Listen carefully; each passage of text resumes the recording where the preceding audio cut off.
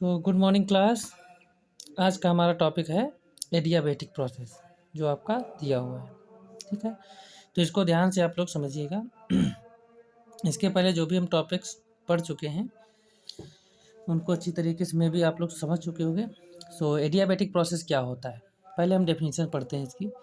N adiabatic process is one in which the pressure, volume and temperature of the system change but there is no exchange of heat between the system and surroundings. देखो आप लोग, system और surrounding की अगर हम बात करें तो शुरुआती टॉपिक्स भी हम लोग पढ़ चुके हैं। देखो जैसे सिस्टम किसे कहते हैं ये तो आप लोग जानते हो अच्छी तरीके से। भाई ये अगर इसमें कोई पिस्टन लगा हुआ है, इसमें एक पिस्टन कंसीडर कर लो, ठीक है, ये पिस्टन लगा है, तो जो गैस होती है यही तो हमारा सिस्टम होता है। और सराउंडिंग गैस के अलावा सिस्टम को छोड़कर जो भी हम कंसीडर कर रहे होते हैं, जैसे ये सिलेंडर है, इसी को हम लोग सराउंडिंग बोल सकते हैं। क्यों? क्योंकि जिस पर हम स्टडी कर रहे हैं मतलब गैस, वो हमारा सिस्टम है, बाकी सब सराउंडिंग है। तो एक चीज़ ध्यान रखना, मतलब ऐसा सिस्टम एडियाबेटिक जो होता है वो ऐसा सिस्टम होता है जैसे ये है, जिसमें ये जो वॉल्स लगी हैं एक्चुअल में, इन वॉल्स को ही हम क्या बोल सकते हैं, एडियाबेटिक सिस्टम बोलेंगे, एडियाबेटिक प्रोसेस भी बोल सकते हैं। बिकॉज ऑफ यहाँ से हीट का एक्सचेंज, मतलब इनकी जो दीवारें ये होती हैं इनमें से कोई हीट का एक्सचेंज होगा ही नहीं। मतलब ना तो सराउंडिंग से सिस्टम, ना तो सिस्टम टू सराउंडिंग, कोई भी हीट, किसी भी तरीके की हीट जो होगी वो पास नहीं होगी। ठीक है, तो ये ध्यान रखना, एडियाबेटिक प्रोसेस ऐसा प्रोसेस होता है जिसमें हीट का एक्सचेंज बिल्कुल भी नहीं होता है। ठीक है, सिस्टम टू सराउंडिंग और सराउंडिंग टू सिस्टम, कहीं भी हीट का एक्सचेंज नहीं होता है। तो यहाँ पर ध्यान रखना, प्रेशर, वॉल्यूम एंड टेम्परेचर आप इनको चेंज कर सकते हो, बट ये ध्यान रहे कि उसमें एक ऐसा प्रोसेस ये होता है जिसमें हीट का एक्सचेंज बिल्कुल भी नहीं होता है। अब अगर हम एडियाबेटिक शब्द को ही तोड़ें, मतलब इस वर्ड को तोड़ें अलग अलग, ए को अलग कर दें, डाई, देखो ADIA, डाई को अलग कर दिए तो ए का मतलब नॉट होता है, डाई का मतलब थ्रू होता है, और बेट्स का मतलब होता है हीट। मतलब Greek word adiabatic, adiabatic word Greek word है, इसका मतलब होता है हीट नॉट पासिंग थ्रू। मतलब ऐसा कोई प्रोसेस जिससे हीट बिल्कुल भी पास ही ना हो, उसको हम लोग बोलेंगे एडियाबेटिक प्रोसेस। यहाँ पर नोट करके हमने लिखा है, अगर अचानक में expand gas very quickly, internal energy मतलब delta U decreases and temperature of the gas decreases. जैसे आपने देखा होगा कभी कभी अचानक में अगर टायर कोई फट जाता है, बस या कार का टायर अचानक में फटता है, तो देखा होगा टायर के जो आसपास का एरिया होता है वो थोड़ा सा ठंडा हो जाता है। क्यों ऐसा होता है?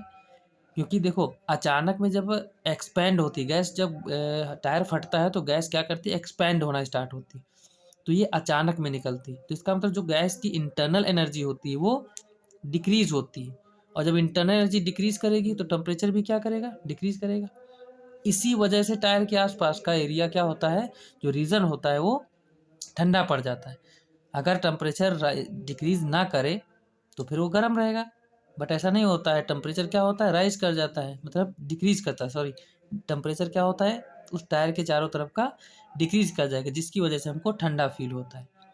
दूसरा केस है इसमें, कंप्रेस्ड गैस वेरी सडनली, अगर हम गैस को कंप्रेस कर दें अचानक में तो क्या होता है, इंटरनल एनर्जी इंक्रीज करती है और टेम्परेचर भी क्या करता है, इंक्रीज कर जाता है। जैसे आपका हवा भरने वाली जो पंप होती है, आप साइकिल में कभी हवा भरे हैं, अगर भरे हैं तो देखे होंगे कि जब हम प्रेस करते हैं पंप को, जितना ज़्यादा प्रेस करते हो उतना ज़्यादा नीचे का पोर्शन गर्म होता चला जाता है। मतलब इस केस में सडनली वाला केस आ जाता है, मतलब अचानक में आप प्रेस कर रहे हो, बहुत जल्दी जल्दी प्रेस करते हो ना, इसलिए क्या करती है, इंटरनल एनर्जी जो होती है, जो पंप के अंदर हवा होती है उसकी उसकी इंटरनल एनर्जी, उसके मॉलिक्यूल्स की जो इंटरनल एनर्जी होती है क्या होती है, राइज कर जाती है। और इस केस में क्या होता है, टेम्परेचर भी उसका बढ़ जाता है, इसी वजह से नीचे का पोर्शन क्या होता है, गर्म हो जाता है। इसके बाद आपका आता है adiabatic relations between pressure, volume and temperature. तो सबसे पहला रिलेशन इसमें हम relation between pressure and volume में पढ़ते हैं। तो according to first law of thermodynamics हम लोग जानते हैं D Q equal to change in heat energy is equal to this is total internal energy and this is work done by the gas. ठीक है, तो ये आपका फर्स्ट लॉ होता है। इसके बाद for n 1 mole of ideal gas D U equal to क्या होता है, सी वी डेल्टा टी, क्योंकि आप लोग जानते हो अच्छी तरीके से जो सी होता है ये स्पेसिफिक हीट होती है किसी भी गैस की, ये किसके बराबर होती है, डी क्यू अपॉन में एन डेल्टा मतलब डी टी। अगर छोटा सब ले रहे हो, चेंज बहुत छोटा छोटा है, तो ये हो जाएगा। अगर for n 1 mole of ideal gas तो एन की वैल्यू कितनी हो जाती है आपकी, 1 हो जाती है। तो यहाँ पर सी इज इक्वल टू सिर्फ और सिर्फ डी क्यू अपॉन में डी टी हम लिख सकते हैं। बट ध्यान रहे, यहाँ पर अगर हम कांस्टेंट वॉल्यूम की बात करें तो वॉल्यूम अगर कांस्टेंट करेंगे तो यहाँ पर सफिक्स में वी लगाते हैं और यहाँ पर भी वी लगा देते हैं। और हम जानते हैं कि अगर D Q is equal to क्या होता है, डी यू प्लस का डी ये होता है आपका पी डी वी होता है, ठीक है। ये फर्स्ट लॉ होता है ना। अगर एक आइडियल गैस को आप क्या करते हो, कांस्टेंट वॉल्यूम रखते हो, आइडियल गैस का क्या करते हो, कांस्टेंट वॉल्यूम रखते हो, तो इसका मतलब पी डी वी क्या हो जाएगा, ये टर्म जीरो होने वाला है। क्यों, क्योंकि वॉल्यूम अब चेंज होगा ही नहीं। तो इसका मतलब जितनी हीट आप उस सिस्टम को दोगे तो वो टोटल हीट किस में कन्वर्ट हो जाएगी, डी यू, मतलब इंटरनल एनर्जी के फॉर्म में। तो हम यहाँ से ये कह सकते हैं डी क्यू इक्वल टू किसके बराबर हो जाएगा, डी यू। मतलब यहाँ पर हम C V equal to D U upon में डी टी ये लिख सकते हैं। बट एक चीज़ ध्यान रखना कि जो वॉल्यूम होता है, सॉरी जो इंटरनल एनर्जी होती है सिस्टम की, वो वॉल्यूम का फंक्शन नहीं होती। ये तभी बढ़ती है जब आप सिस्टम का टेम्परेचर बढ़ाओ। तो यहाँ पर जो ये सफिक्स में सबस्क्रिप्ट वी दिया है इसको हम हटा देंगे, मतलब सी वी इजक्वल टू हम डी यू अपॉन में डी टी पुट कर सकते हैं, मतलब सी वी इजक्वल टू इसके इक्वल रखेंगे, ठीक है। तो यहाँ जो आपका ये लिखा हुआ है इसमें ध्यान देना, यहीं से हमने ये लिखा है, जो ये जो है सी वी इजक्वल टू कितना आया है, अब इसको हम ये C V D T equal to D U लिख सकते हैं। तो यहाँ पर हमने यही तो लिखा है, D U is equal to C V delta T. थोड़ा सा चेंज ज़्यादा है तो डेल्टा टी ले लिया, बहुत स्मॉल हो तो डी टी लेते हैं। इसको भी आप कर सकते हो डी टी कर सकते हो, ठीक है, इसको डी टी लिख सकते हो, बहुत छोटा चेंज है। फिर इसके बाद आपका फॉर एन एडियाबेटिक प्रोसेस, तो एडियाबेटिक प्रोसेस में क्या होता है, D Q equal to zero. क्यों ऐसा होता है, क्योंकि हीट का एक्सचेंज इसमें नहीं होता है, ठीक है। तो ये सारी वैल्यूज़ आपको फर्स्ट इक्वेशन में पुट करनी है, ठीक है।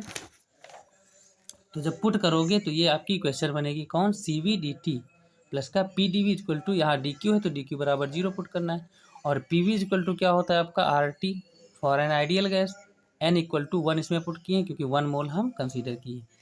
अब यहाँ पर इसको क्या करेंगे, ऑन डिफ्रेंशिएटिंग बोथ साइड्स, अगर इसको डिफ्रेंशिएट करेंगे तो क्या हो जाएगा, डिफ्रेंशिएशन आप लोगों को अच्छी तरीके से आता है, पी डी वी मतलब फर्स्ट इंटू सेकेंड का डिफ्रेंशिएशन, फिर सेकेंड इंटू फर्स्ट का differentiation is equal to T के रिस्पेक्ट में कर रहे हैं तो आर कांस्टेंट है आपका, तो ये हो जाएगा टी का डी टी।